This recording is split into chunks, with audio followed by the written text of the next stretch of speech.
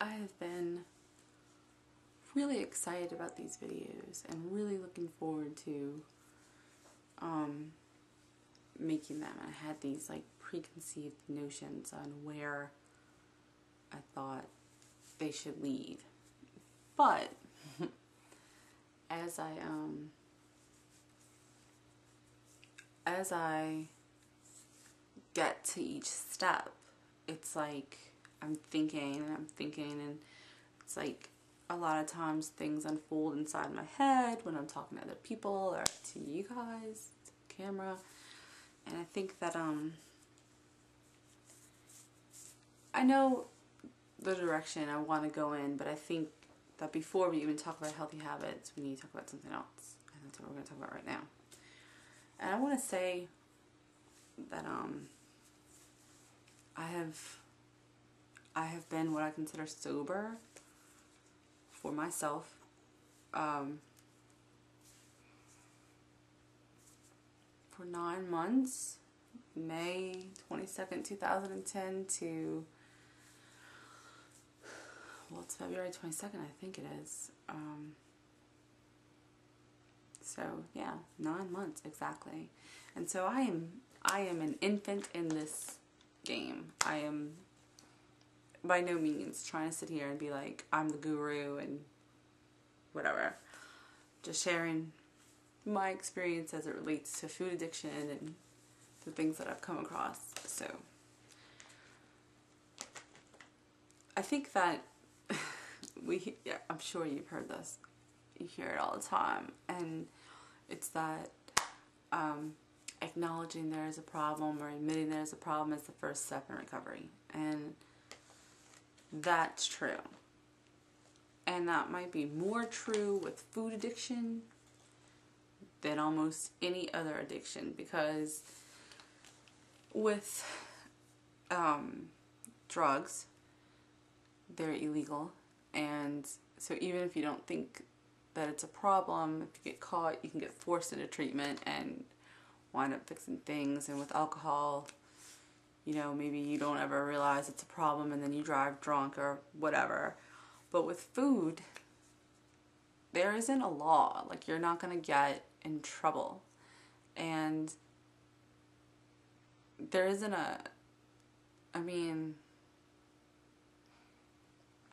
really, like, just like I said, you have to define sobriety for yourself, because there is no abstinence.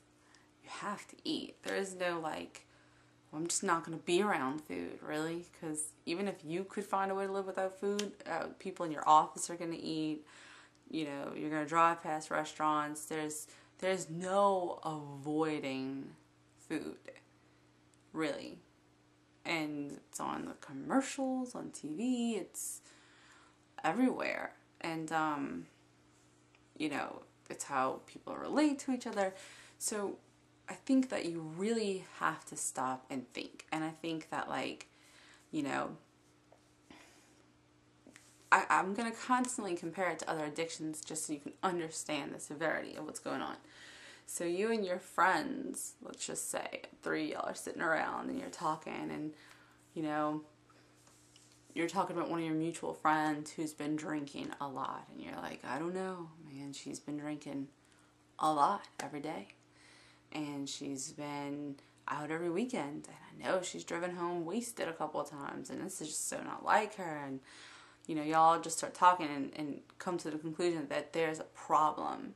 And when you sit her down and talk to her answers are stuff like, you know, I just have a couple of drinks to unwind, or I just, you know, I do it socially because it makes me feel better, or y'all just don't understand, I've been having such a hard time in life, and, you know, I need a couple of drinks. And I think everybody would be like, well, there's a problem if you need that. Like, there's a problem. But when it's food, people let themselves off the hook. Oh, well, when I'm sad, I like to bake. It makes me happy. Or, you know, just, oh, having that treat at the end of the day just makes it all, you know, go away. And things like that. It's like, if you took that same behavior and you did it with another substance and it would be an issue, then it's an issue now. And I think that everybody who uses food needs to really look at how they're using it, to really be honest with themselves. Because I would say for a long time, and I've been overweight for a while, but I would say for a long time, I didn't look at it like an addiction. It was just, oh yeah, I need to eat healthier. But honestly, I mean, and then they like to say in Weight Watchers now they're giving you fruit for free. You didn't get here by eating too many bananas. And when my leader said that, I said no. But I can almost guarantee that most of us didn't get here by eating just one burger when they went to Burger King. Nobody here got here by eating just one portion of pasta at dinner. Overeating, eating just to eat, like just binging, that's all part of food addiction. And so that was one of my big things about, and I'm not going to talk about Weight Watchers much, but that was one of my big things for me personally when I was like, I can't handle a program where something is free and I'm not given a tool to track it other than writing it down. I can't hand it a value because for me, that's a concept that is not good. It's not healthy. And I understand that fruit is good for you, but it's also if just given and not restricted and not, it's like if you're going to try to stop binge eating and you do it by switching chocolate to carrots, are you healthier? Sure. Are you still binge eating? Yes. And if you're not changing that habit, then it's easier just to switch back to chocolate than if you learned a better way to deal with the issues that cause you to binge. There you go. Anyway, back to honesty. We're going to talk about healthy habits later, but just back to honesty. Okay. Along with being honest with yourself, you have to be honest with the people in your life, especially if what you're doing involves hiding the consumption of food. If people say stuff like, you don't even eat that much, or, all she does is eat healthy, and the reality is that you're eating on your own, or sneaking away to eat, or lying to get away to eat, or anything like that, you need to be honest. And I'm not saying you have to be like, I lied to you every time I left, but you need to sit somebody down, your biggest support, your biggest pillar of strength, and you need to say, this is what's up. This is why it's not just another diet. This is why it's not just another, I'm going to exercise. This is why it's different, because this is what I figured out, and this is what I'm handling, and this is bigger than me, and it's bigger than just a quick diet. And I think you'll find that that's really a step that changes the whole game. For me, that was definitely the moment it became a different situation.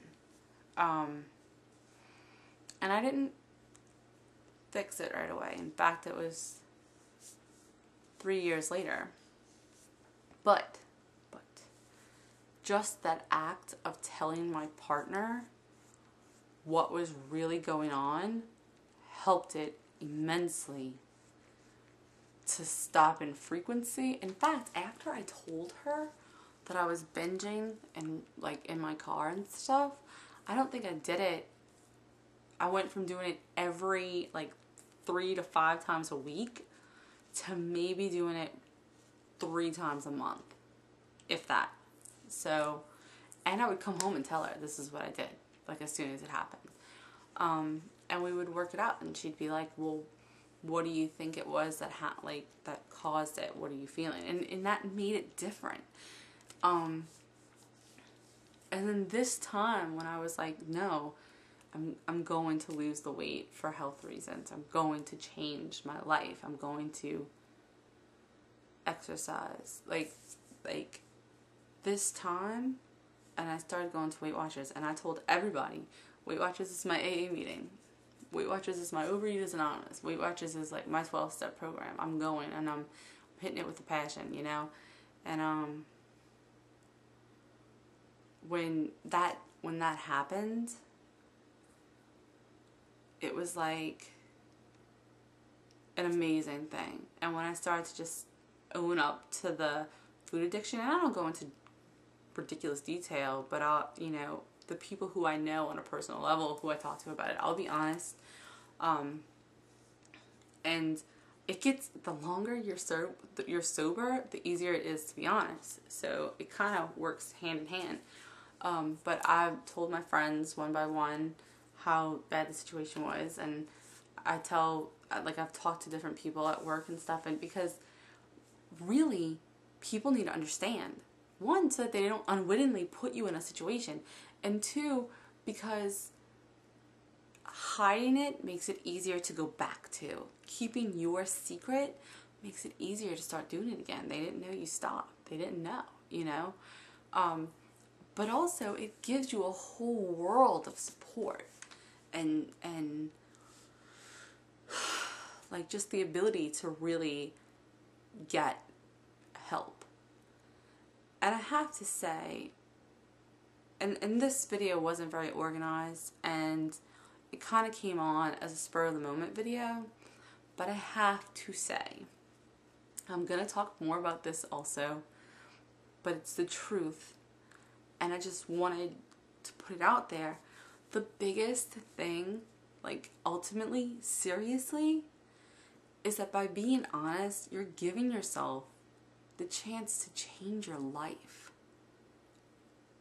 I can't tell you what the last 8 months have been like, 9 months have been like. I can't tell you.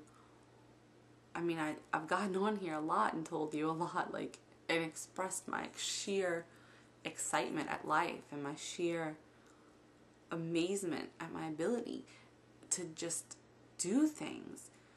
And that comes from getting clean and staying clean. And I cannot express to you, like, it's like now I do not organize. I'm getting rid of old things and I'm organizing books, and it's like I want to take what I did to my body and put it all around me. I want to live a completely different life, like here with my family and in my house, but a completely cleaned out and different life. And I mean, I understand all of the reasons to stay where you're at and to do what you're doing, but if you could just have 5 seconds of the life you can give yourself, if you start today, you'll be at 9 months in no time. You'll be at 30 days like that. Think about how fast it's like, oh my gosh, are they already putting out Christmas decorations? Can't believe that. By the time Christmas comes, you'll be clean for 10 months if you start right now. That's amazing, you know? And if I could give you just 5 seconds of what that life will feel like, it wouldn't even be hard to get there. Like, it's so rewarding in and of itself. And I just want that for everybody. And I wish that there was more understanding and respect for food addiction, because I feel like, it's so easy to be like, just don't eat it. But that's not what it is. And you know what? That understanding is going to come from you being honest with yourself, being honest with other people, them realizing that they know food addicts, and that people who they care about are food addicts, and that they need respect, support, and love, and help, just like any other addiction. So, honesty. That's what it's about.